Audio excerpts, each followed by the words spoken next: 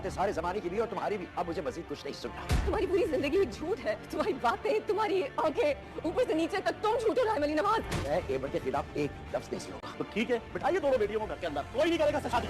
इस्लामी राह को कोई भी अपने गले में नहीं डालता है। खबरदार जो तुमने मेरी बेटी के लिए एक लफ्ज और मुंह से निकाला, अगर मेरे जिस्म में ताकत होती ना तो तुम्हें जवाब किसी और तरीके से देता। थामोगे इसका हाथ। ऐमन के बहनोई के उकसाने पर राहिम ऐमन का हाथ थामने की हामी तो भर चुका है, लेकिन यहाँ पर ना तो ऐमन राजी होती हुई नजर आएगी और ना ही ऐमन के वालिद हफीज साहब। दरअसल ऐमन जो अपने सेंसेस में नहीं है, वो अभी तक राहिम को ही कसूरवार समझ रही है और राहिम की इस हामी भरने पर उसे ऐसा लग रहा है कि राहिम शायद एक और झूठ बोल रहा है। और राहिम को यही कहती हुई नजर आएगी कि तुम सर से पैर तक झूठ हो राहिम अली नवाज, तुम्हारी आंखें झूठी हैं, तुम्हारी बातें झूठी हैं। वो यही समझ रही है कि राहिम ने जो उससे हामी भरी है तो उससे शादी नहीं करेगा, बल्कि उसे मजीद बदनाम करके छोड़ देगा। ऐमन के वालिद इस सिचुएशन को सही से नहीं समझ पा रहे हैं और फिलहाल उन्होंने राहिम को तो मना कर दिया कि वो ऐमन का हाथ राहिम के हाथ में किसी सूरत नहीं देंगे। इस सारी सूरत हाल को देखते हुए हफीज साहब का बड़ा दामाद और ऐमन का बहनोई बहुत जज्बाती हो जाएगा और हफीज साहब से बदतमीजी करेगा। यही कहेगा कि जब किसी के साथ इतनी बदनामी हो जाए तो फिर उसका हाथ कोई भी नहीं थामता है, ना ही कोई ऐमन का हाथ थामेगा, तो बेहतर यही है कि उसे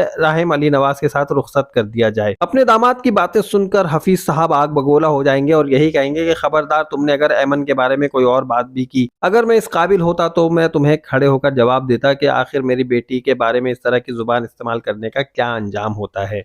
हफीज साहब की धमकी सुनने के बाद उनका दामाद उनको जवाब देगा और यही कहेगा कि अगर ऐसा है तो ठीक है, फिर अपनी दोनों बेटियों को ही अपने घर पर रखो और मैं इस बेटी को भी छोड़कर जा रहा हूं। जब इस तरह का फैसला हफीज साहब के सामने आएगा तो हफीज साहब बिलाखिर क्या फैसला करने पर राजी होंगे और ऐमन क्या फैसला करेगी, ये तो हमें आने वाली एपिसोड में ही पता चलेगा। अगर आपने चैनल को सब्सक्राइब नहीं किया तो जल्दी से सब्सक्राइब कीजिए, वीडियो को लाइक कीजिए और नेक्स्ट वीडियो तक के लिए मुझे इजाजत दीजिए। अल्लाह हाफिज।